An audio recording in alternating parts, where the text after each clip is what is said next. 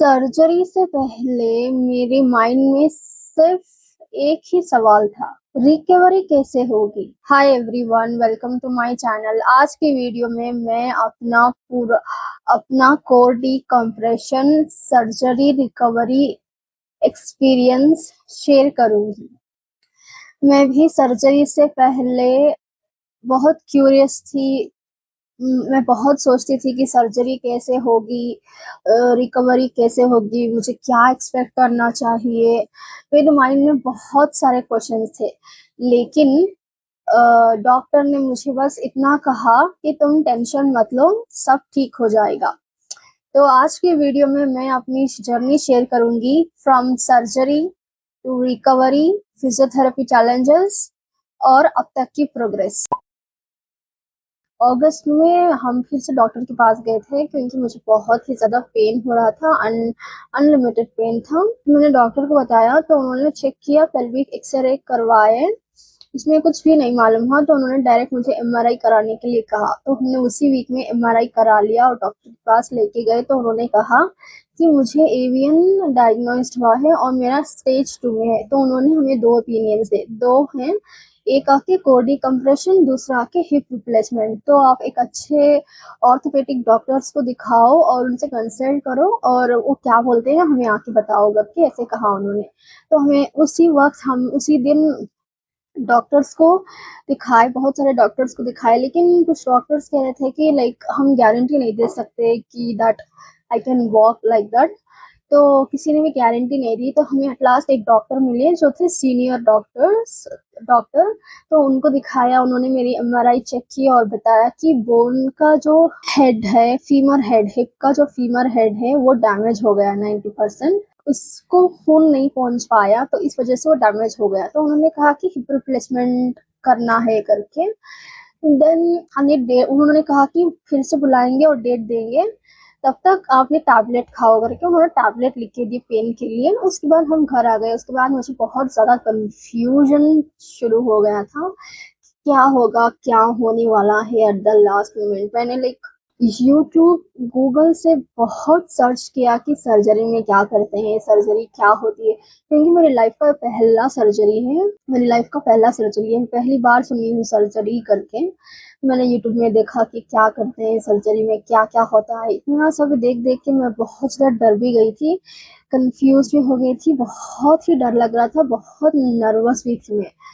तो फिर हमें डॉक्टर ने बुलाया, तब हमें गए और मैंने डॉक्टर से पूछा कि क्या होता है क्या नहीं करके। तो उन्होंने कहा कि टेंशन मत लो, कुछ नहीं होगा। एट द लास्ट आपको हम हिप रिप्लेसमेंट नहीं करेंगे, हम आपको ऑटो बोन ग्राफ्ट सर्जरी करेंगे, जो कोडी कंप्रेशन में ही आता है वो।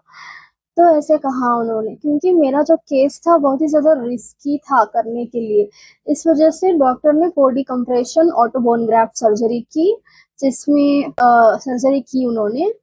तो इतना कहा तो डॉक्टर ने हमें बोल दिया कि मेरा जो सर्जरी है वो सितंबर 2 को होगा। उससे 1 डे पहले ही उन्होंने इन्फॉर्म किया कि आपको एडमिट होना है हॉस्पिटल में। तो मैं एडमिट हो गई हॉस्पिटल में। कुछ इंस्ट्रक्शंस दिए, जैसे कि आपको लाइक उससे पहले, एडमिट करने से पहले उन्होंने कहा कि जितने भी आप टैबलेट्स खा रहे हो, जैसे ग्लूकोज के टैबलेट खा रहे थे, उनको उन्होंने ऑलरेडी स्टॉप करवा दिया था। उसके बाद 1 डे बिफोर जब एडमिट कर लिया था तब बताया कि 10 o'clock के बाद कुछ भी नहीं खाना है, पानी ऐसा कुछ भी नहीं पीना है, 10 के अंदर ही पूरा कंप्लीट करना है और सो जाना है, क्योंकि सुबह ही 6 o'clock या 5:30 को मेरा लाइक सर्जरी स्टार्ट होगा, ऐसे करके उन्होंने बता दिया। तो ऑब्वियसली बहुत ही ज़्यादा एंजाइटी हो रही थी, तब भी लाइक डर लग रहा था, फिर भी लाइक आई वाज लाइक नहीं, I have to go into this, I don't have anything, मतलब मेरे पास कुछ है ही नहीं कि मैं इससे पीछे हटूं करके। एंड देन उसके बाद सुबह में 5:30 या 6:30 को वो आ गए थे। उन्होंने यूनिफॉर्म दी, वो सर्जरी का यूनिफॉर्म होता है वो दिया। उसके बाद में मुझे लाइक ड्रिप्स दिए गए थे, पेन के लिए कुछ दिए थे ड्रिप्स। उसके बाद मेरा स्पेक्स काटने के लिए कहा मुझे। स्पेक्स काटने के बाद दुनिया ही ब्लर दिखती है, वो काट लिया कैसे ही करके, मैंने स्पेक्स काट दिया। उसके बाद वो मुझे लेके चले गए ऑपरेशन में। जैसे ही मैं ऑपरेशन थिएटर में गई, मेरे तो लाइक खुशी उड़ गए देखते ही। उसे देखने के बाद और ज्यादा मुझे एंजाइटी आ गई। इतनी एंजाइटी आई है, पता है, आई कांट जस्ट टेल कि इतनी एंजाइटी आई। जैसे ही देखा मेरे तो होश ही उड़ गए। होश जाने ही बस होश ही उड़ गए थे उस वक्त। थोड़ा तो डर लग रहा था, बहुत ही घबराहट हो रही थी। मैं बहुत घबरा जाती हूँ, मैं ज्यादा ओवर थिंक कर लेती हूँ, डर जाती हूँ, एंजाइटी में आ जाती हूँ। सेंसिटिव होना इसलिए ऐसा होता है मेरे साथ।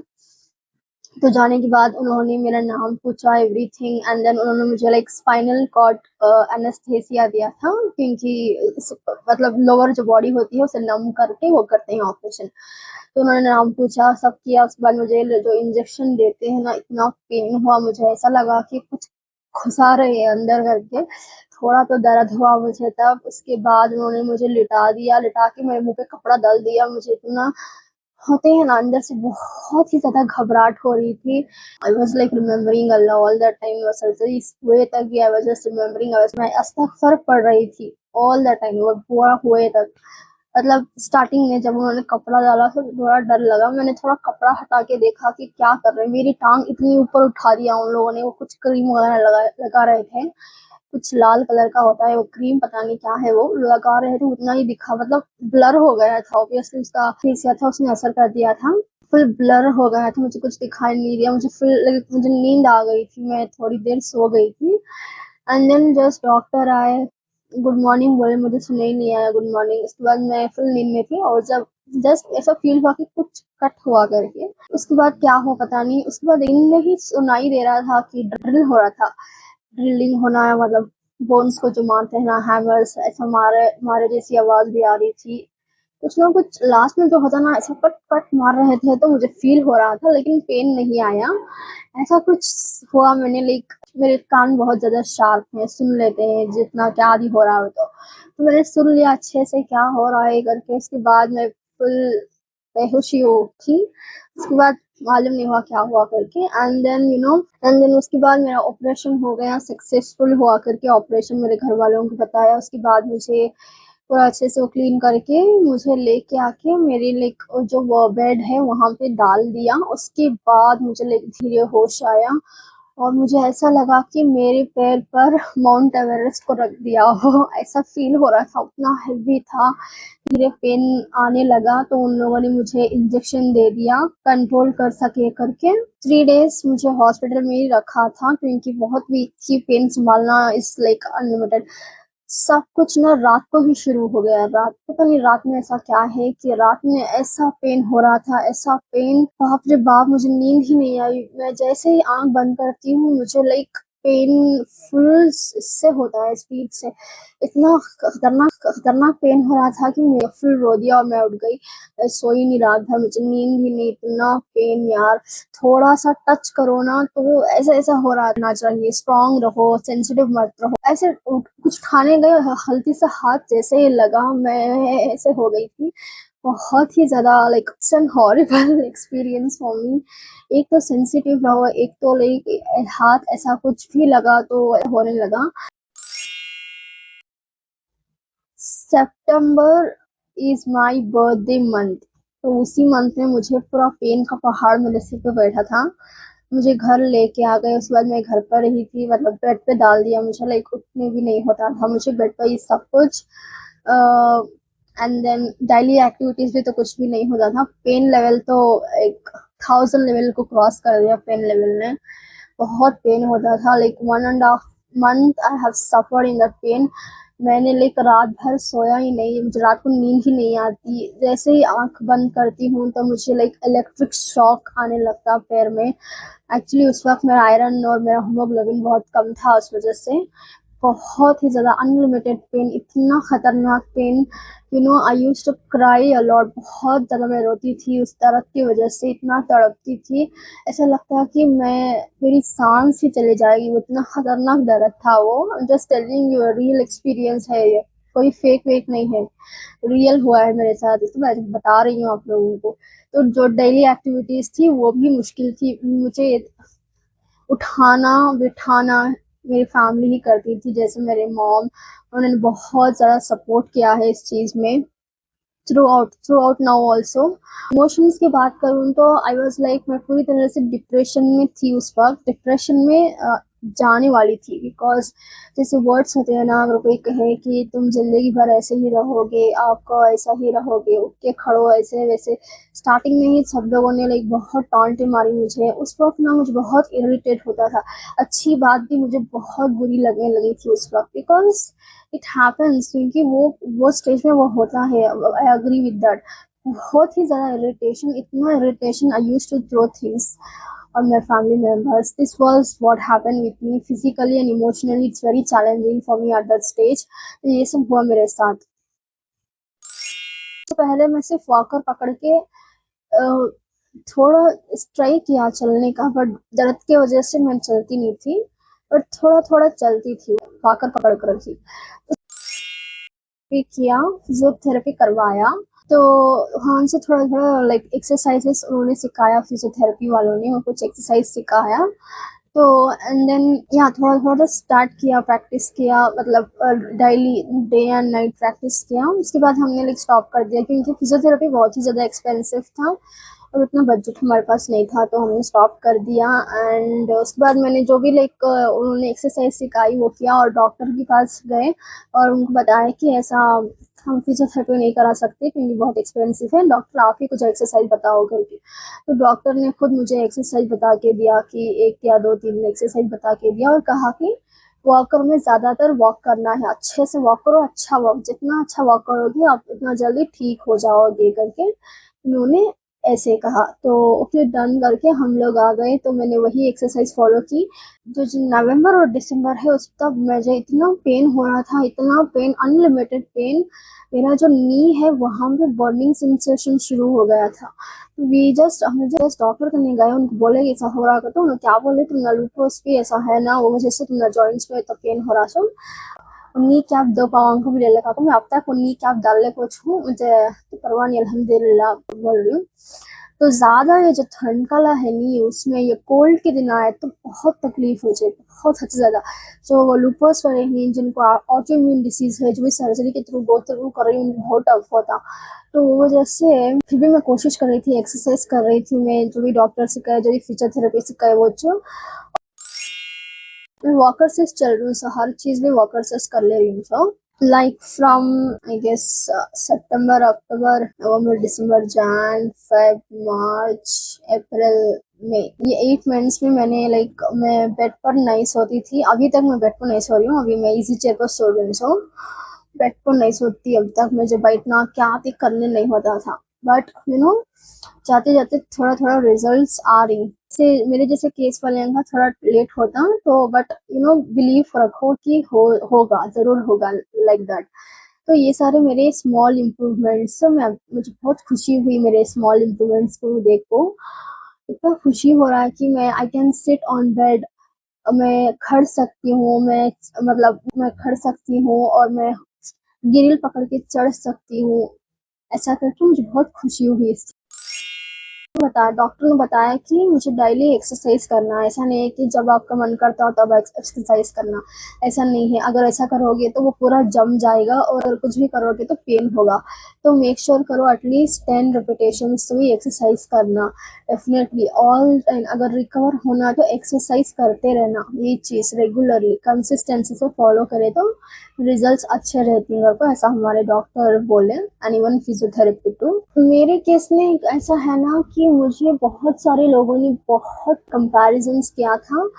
मतलब जो लोग नॉर्मल एक्सीडेंट होता है वो लोग सिर्फ 3 मंथ्स में ही वो काम को जाते हैं, वो अपनी लाइफ में कुछ ना कुछ करते हैं करके, मैं कुछ नहीं कर रही बोल के।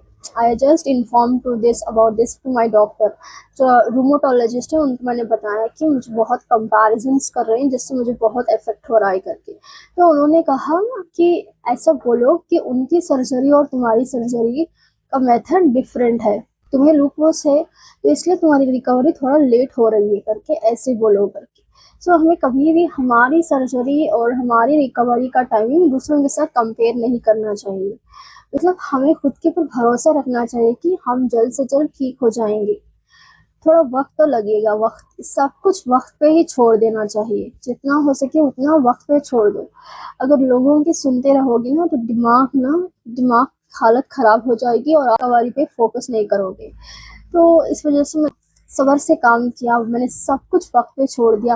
मैंने ये नहीं कहा कि देखो वो लोग उठकर खड़े हो गए, तुम अभी तक यही हो, मैंने कुछ नहीं कहा। मैंने इतना कहा खुद को, अगर वो लोग उठकर खड़े हो गए हैं, अपनी लाइफ में एंजॉय कर रहे हैं 3 महीनों के बाद, तो it's good for them, because उनको लूपोस नहीं है, तुम्हें लूपोस है, तुम्हें एवियन है, तुमने बहुत कुछ सहा है अपनी जिंदगी में। तो टाइम लगेगा, जितना टाइम लगेगा खुद को उतना टाइम दो, बट कोशिश करते रहो और आगे बढ़ो। इतना ही, तुम लोगों का मत सुनो, किसी का मत सुनो, बस एक कान से सुनो, एक कान से उड़ा दो। इतना ही कहा मैंने खुद को, और मैंने लाइक बहुत सपोर्ट किया खुद को, साथ दिया। अभी भी मैं इसको खुद को साथ दे रही हूँ, सपोर्ट कर रही हूँ कि मैं इसको बोल रही हूँ कि एक्सरसाइज करना है, ये सब मैं फॉलो कर रही हूँ। अभी जो मेरा करंट अपडेट ये है कि मैं स्टिक पकड़ के वॉक करने की कोशिश कर रही हूँ। मतलब मेरी मॉम का हाथ एक साइड पकड़ के, एक साइड स्टिक पकड़ के मैं वॉक करती हूँ। घर पर ही मुझे वॉक करना करके, ऐसा डॉक्टर ने कहा मुझे। तो मैंने स्टार्ट किया है इसी मंथ से, इंशाल्लाह हो जाएगा, नो नीड टू टेंशन। और मैंने 30 days walking with a stick भी सीरीज स्टार्ट किया है मेरे इंस्टाग्राम पेज पे। आप जाके देख सकते हो, ऑन जर्नी टैग करके मेरा पेज है इंस्टाग्राम में, आप देख सकते हो। वहाँ पे मैं रोज डेली अपनी जर्नी शेयर कर रही हूँ with the walking with a stick. उसके साथ जो भी एक्सरसाइजेस मुझे सिखाए हैं वो मैं दिखा रही हूँ, वहाँ पे डॉक्यूमेंट कर रही हूँ। तो बाकी जो डेली एक्टिविटीज हैं वो मैं वॉकर पकड़ के ही करती हूँ। जैसे खुद का डेस्क क्लीन करना हो, यानी कि बुक्स लेके उधर लेके जाना, इधर लेके आना, everything I do by my self. मतलब अभी हो रहा है करने के लिए। तो हाँ, दिस इज व्हाट। अब मुझे क्या चैलेंजेस है पता है, एक ही चैलेंज है, वो है मुझे वॉक करना है एटलीस्ट, एक without help of my mother. जैसे मैं वॉकर में मैं इजीली करती हूँ, वॉक करती हूँ, ऐसे मुझे स्टिक पकड़ के खुद से चलना है। वो थोड़ा टाइम लगेगा आने में। तो मैं हर दिन यही कोशिश कर रही हूँ, वॉक कर रही हूँ कंसिस्टेंटली। बस हो जाएगा, हो जाएगा, नो नीड टू वरी। थोड़ा टाइम लगेगा। या मेरा मैसेज ये है कि जो भी जिनका भी रिकवरी हो रहा है, देखो रिकवरी अपना और दूसरों के साथ कंपेयर मत करो। टाइम लगेगा, हर चीज का वक्त होता है। तो बस आप खुद पे भरोसा रखे और गॉड के ऊपर भी भरोसा रखे कि ठीक हो जाएगा सब कुछ करके। और जब भी आपको डॉक्टर बुलाए तो फॉलो अप करें। और फिजियोथेरेपी हरगिज भी मत छोड़ना। अगर फिजियोथेरेपी बहुत एक्सपेंसिव थी इसलिए छोड़ दिया, तो ऐसा करो कि जो भी एक्सरसाइज आपकी फिजियोथेरेपी ने आपको सिखाया है वो फॉलो करें। और डॉक्टर को भी बात करें कि डॉक्टर को बताएं कि फिजियोथेरेपी बहुत एक्सपेंसिव थी, तो आप कुछ एक्सरसाइज सिखाएं करके, वो ज़रूर सिखाएंगे आपको। क्वेश्चंस करते रहना चाहिए, क्वेश्चंस करें और फिजियोथेरेपी एक्सरसाइज फॉलो अप करते रहें। वॉकर पकड़ के चलो, ज़्यादा से ज़्यादा चलो, जितना हो सके उतना चलते रहें, ज़रूर रिकवर हो जाओगे। और एक चीज़, डाइट को फॉलो करें, बाहर का कुछ भी ना खाएं। जितना भी मन करे तो कुछ भी मत खाओ। घर में जो भी बनता है वही खाना है। एंड वन मोर थिंग, जितना ज़्यादा मूवमेंट होगा उतना अच्छा है बॉडी के लिए। मैं भी कोशिश करती हूँ कि मूवमेंट करना है, एक्सरसाइज करना ही है करके। ज़्यादा देर बैठना मत, ज़्यादा एक्सरसाइज करें। अगर नहीं हो रहा है एक्सरसाइज करने के लिए तो थोड़ा ब्रेक ले लें, बट एक्सरसाइज करते रहें, ठीक है। 2000 years later. अगर आप भी इस जर्नी से गुजर रहे हो तो कमेंट करें, क्वेश्चंस है तो पूछ सकते हो। Like, share and subscribe.